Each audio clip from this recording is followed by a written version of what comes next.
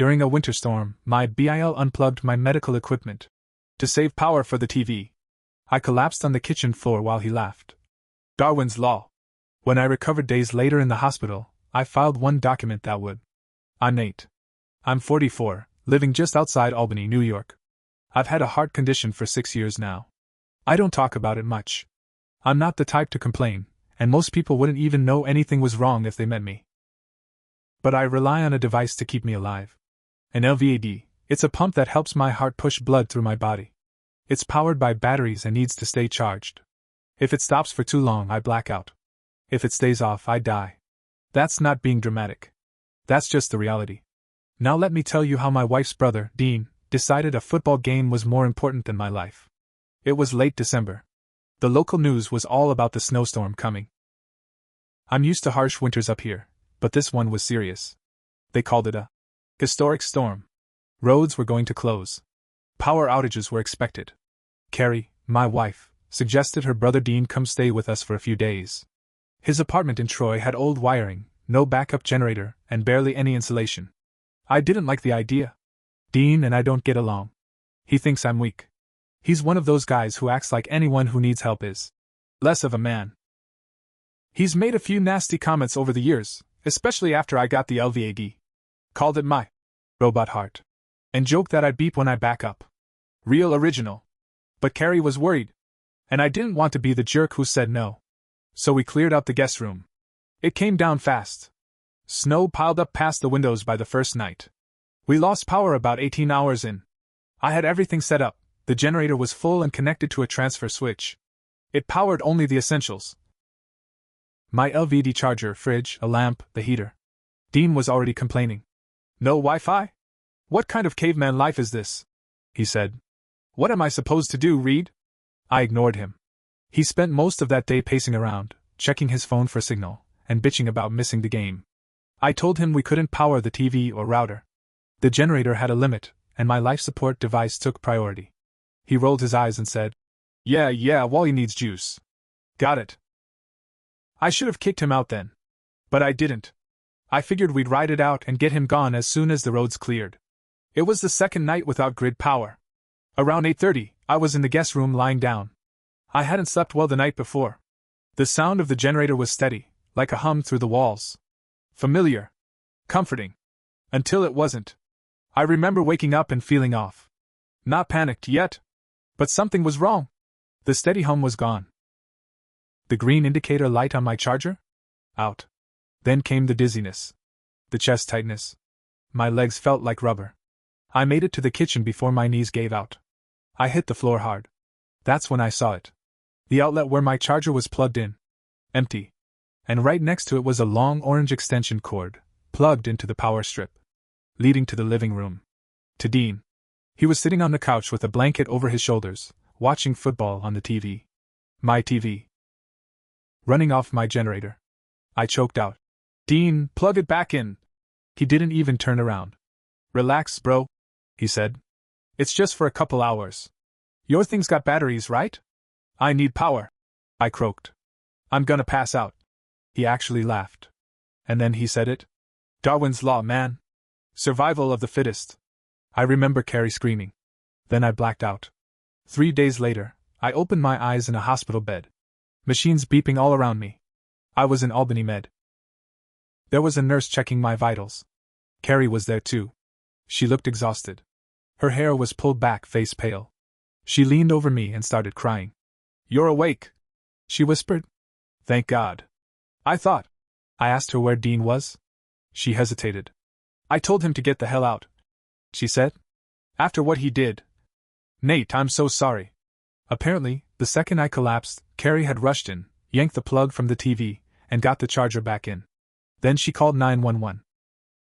Luckily, the EMTs arrived fast. Roads were icy, but they made it. I was unconscious, but alive. Dean? He didn't even help. Just stood there watching. When I was well enough to sit up, I asked Carrie to bring me my laptop. I filed a police report. That was step 1. Step 2? I called my lawyer. Dean didn't know I had been keeping notes on him. Every time he made a threatening comment, every time he talked about how he could take me in a fight, I wrote it down. Dates, times, places. I had a record. More importantly, Dean was on probation for an old bar fight. Part of his probation terms was that he had to notify his officer if he left Rensselaer County. He didn't. That alone was a violation. But what he did to me, that was worse. Unplugging a life-saving medical device during a declared state of emergency? That crossed into felony territory. My lawyer filed a formal complaint. After I filed the complaint, I didn't hear anything for about a week. I was still in and out of the hospital for checkups and tests. My body was weak, and I was dealing with dizzy spells. But mentally? I was sharper than I'd been in years. Angry, focused, and done pretending Dean's nonsense was harmless. The police finally called me back. They had some questions about the incident: timing, location, the power setup, the generator. I explained everything. I told them about my LVAD and how it worked. I told them Dean unplugged it on purpose. The officer was quiet for a second.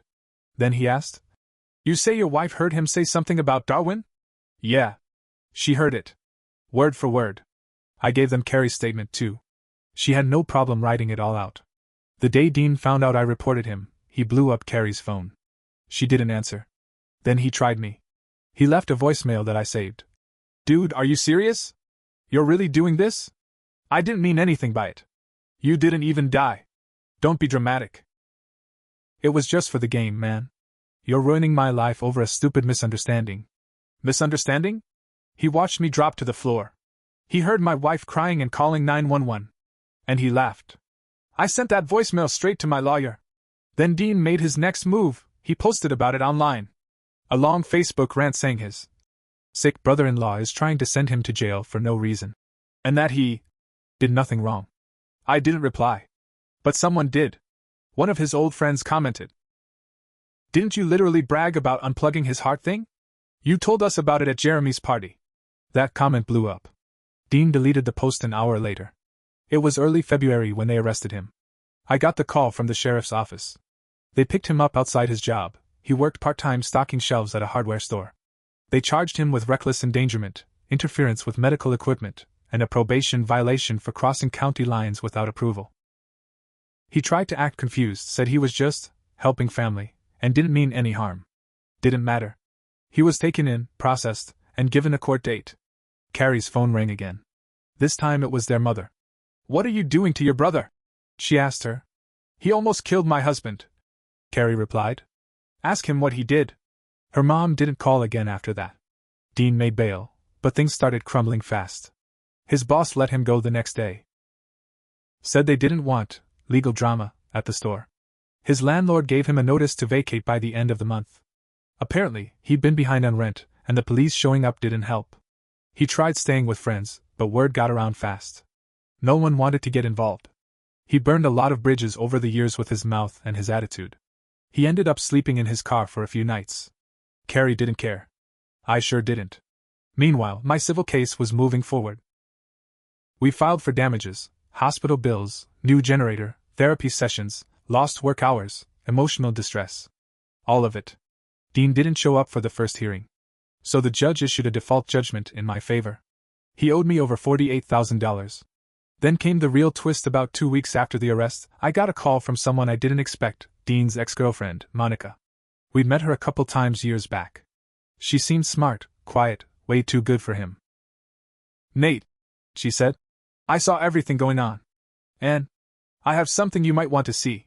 She sent over a folder of texts, screenshots, and photos. Apparently, years ago, Dean made a series of posts in an online forum where he mocked me and people with disabilities.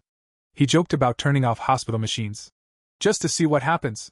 He made fun of other people with visible illnesses, too. Called them genetic mistakes. It was disgusting. My lawyer couldn't believe it. "This isn't just about the act anymore," he said. "This shows intent. Pattern. Lack of remorse." We submitted it to the court. Dean didn't know it yet, but that folder would be the nail in his coffin. A few days after Monica gave me those screenshots, Dean finally realized the walls were closing in. And he started getting desperate. He showed up at our house. Not at the front door, he waited in his car across the street, parked for almost 2 hours until I stepped out to get the mail. When I saw him, he got out fast and walked over like nothing was wrong. I stopped in the driveway and didn't say a word. Just stared at him. "Nate," he started. "Look, man. We gotta talk." I know I screwed up. I went too far. But we're family, right? This whole court thing, this isn't you. You're better than that. I didn't say anything. I lost my job, I got no place to live, and I'm this close to going to jail, he said, pinching his fingers together. Don't you think this has gone far enough? I looked him dead in the eyes and said, You think this is far enough? Try waking up in a hospital not knowing if your heart even works. Try listening to your wife scream while you lay there dying. He tried to talk again. I turned and walked back inside. That night, I called my lawyer and told him what happened. He filed for a temporary protection order the next morning. Dean wasn't allowed within 500 feet of me or Carrie after that. The truth about the generator. A week later, while we were reviewing damages with the insurance company, I got another shock. The technician who examined our backup generator told us the internal circuitry had been damaged. Not from overload, like we thought. From a direct bypass. Someone had physically cut and rewired it to draw more power than it was supposed to. That's how Dean managed to run the TV, internet modem, and even a space heater, all at once. He didn't just unplug my LVD charger. He rewired the generator to pull more juice, knowing full well it could crash the whole system. He put his football game above my life. I added that to the civil suit, too. Another $2,800. Dean's public defender reaches out a month before the trial date. Dean's public defender called my lawyer with a proposal. Drop the charges, and Dean would issue a formal apology and agree to a settlement out of court. No jail time.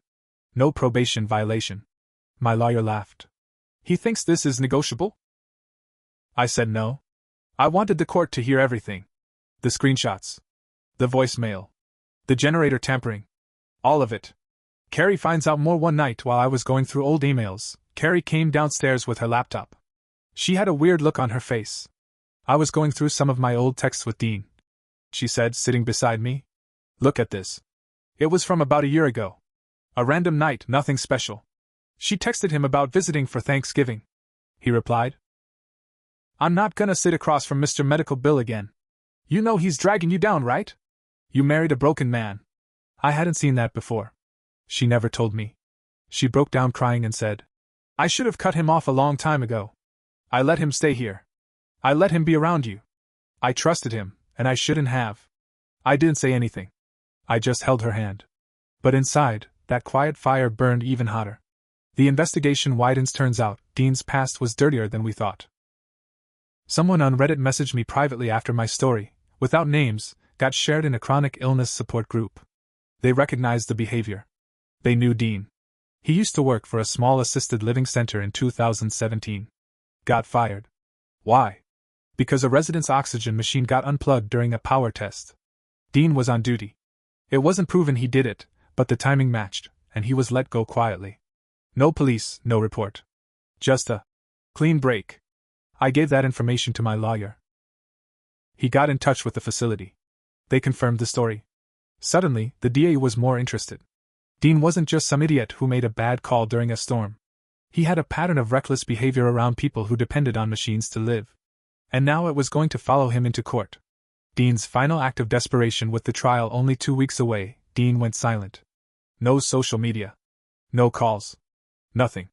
Then Carrie got a message from a mutual cousin. Dean was trying to skip the state. He had a buddy in Ohio who owed him a favor, and he was planning to leave New York before the trial. Thought no one would stop him. But his GPS monitor, set after the second court hearing, flagged him trying to cross the state line near Erie. They picked him up again. No bail this time. They threw him in holding, and now the case was officially moving into felony territory. The courtroom was packed on the first day of the trial.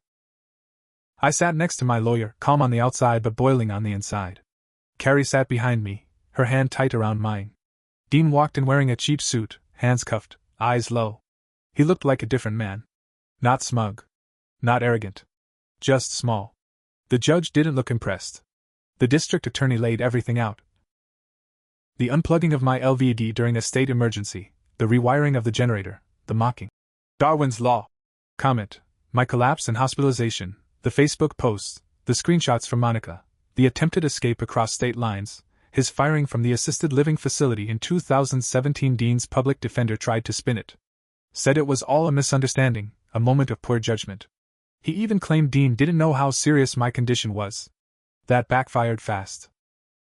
The DA played the voicemail Dean left me, then showed the generator damage report. then presented the message where Dean told Carrie I was dragging her down, and called me a broken man. I watched the jury. Not a single person looked sympathetic to Dean. The verdict: the jury was out for just 2 hours. Guilty. On all counts. Criminal reckless endangerment. Interfering with medical equipment. Violation of probation. Attempted flight. The judge didn't hold back. She sentenced him to 7 years in state prison. No parole for the first 3. She called his actions cold, calculated, and beyond reckless. Said he showed a pattern of disregard for human life. Dean didn't say a word. He just stood there like a hollow shell. Not even a glance toward me. Not a word to Carrie. They cuffed him and walked him out. The civil case, full consequences with the criminal case done, we pressed forward with the civil damages. Dean didn't have a lawyer anymore. Couldn't afford one. The judge awarded me the full amount, $48,000 for hospital and therapy, $2,800 for the destroyed generator, $15,000 for pain and suffering, $7,500 in punitive damages total, $73,300. The court granted a lien on any future income he earned after prison.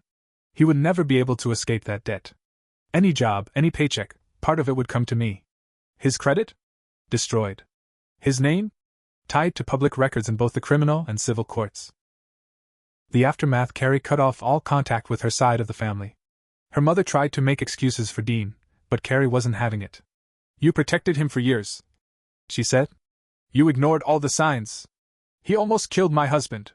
Don't call me again. We changed our number. Blocked them all. Carrie and I started marriage counseling, not because we were broken, but because surviving something like that changes a person. She blamed herself for inviting Dean. I blamed myself for not kicking him out sooner. But we worked through it. Slowly. Carefully. With truth and patience. And we got better. Monica's role in the final twist: remember Monica? Dean's ex? Well, she ended up doing more than just sending screenshots. She filed a separate report about something Dean had done when they were together. She didn't go into details, but whatever it was, it reopened an old investigation into him. He got slapped with another pending charge. Something about harassment and possible stalking. His sentence? Likely to get extended. He didn't know Monica still had proof. Another bridge burned. I used to think staying quiet was the best way to keep the peace. That if I didn't stir the waters, people like Dean would eventually float away. But I was wrong. People like Dean don't stop until you make them stop. He thought I was weak because I needed a machine to live. But what he didn't get was that strength isn't about the body. It's about endurance. About standing back up after someone tries to crush you. I survived Dean. Now he gets to survive 7 years locked behind bars, a lifetime in debt, and a name tied forever to the crime of almost killing his own brother-in-law for the sake of watching a damn football game. He once laughed and said, "Darwin's Law." Well, Dean, you're right. Nature did take its course. And you were the one found unfit to survive.